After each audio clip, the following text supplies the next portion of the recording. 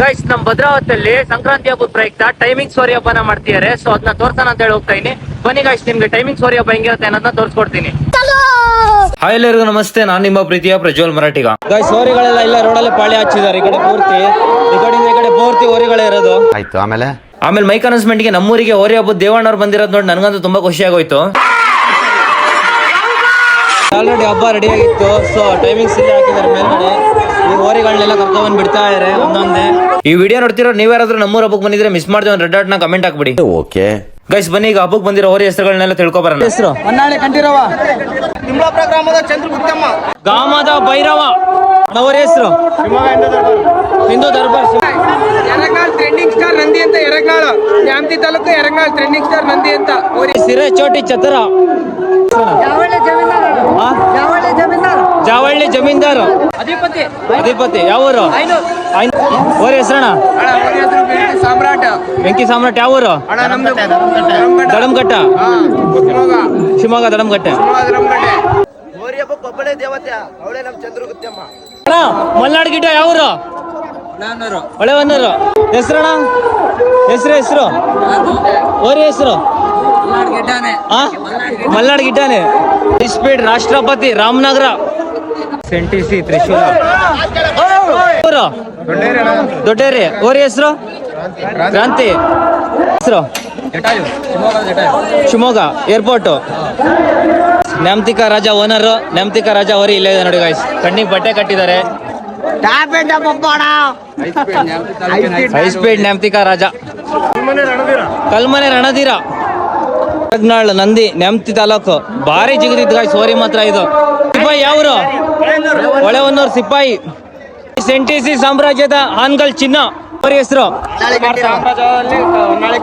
ಹೊನ್ನಾಳಿ ಕಂಠೀರವ. ಹೋರಿ ಹೆಸರು ವೀರಭದ್ರ, ಮಲ್ಲಾಪುರದ ವೀರಭದ್ರ. ಅಣ್ಣ ಹೋರಿ ಹೆಸರು ಕಿಡ್ತಳ್ಳಿ ಅಜ್ಜಯ್ಯ. ಶಿವಮೊಗ್ಗದ ಸೈನಿಕ, ಭಾರಿ ಅನಾಹುತ ಹೋರಿ. ಹೋರಿ ಹೆಸರು ದಡಂಗೊಟ್ಟದ ವರ್ಧನ. ಚಂದ್ರಗುತ್ತಮ್ಮ ಸಾಮ್ರಾಜ್ಯದ ಸುಪುತ್ರ. ಈ ಕಡೆಯಿಂದ ಪೂರ್ತಿ ಹೋರಿಗಳನ್ನ ಪಾಳೆ ಹಚ್ಚಿದ್ದಾರೆ. ಈ ಕಡೆಯಿಂದ ಪೂರ್ತಿ ಇಲ್ಲಿಂದ ಹಿಡಿದ್ಬಿಟ್ಟು ಈ ಕಡೆ ರೋಡ್ ಮತ್ತೆ ಈ ಕಡೆ ರೋಡ್ ಪೂರ್ತಿ ಹೋರಿ ಪಾಳೆ ಹಚ್ಚಿದ್ದಾರೆ. ಸೊ ಹೋರಿಗಳನ್ನ ಅಲ್ಲಿಂದ ಬಿಡ್ತಾ ಇದ್ದಾರೆ. ಹೈ ಸ್ಪೀಡ್ ರಾಷ್ಟ್ರಪತಿ ಬರ್ತಾ ಇದೆ. ಬಂತು ರಾಷ್ಟ್ರಪತಿ.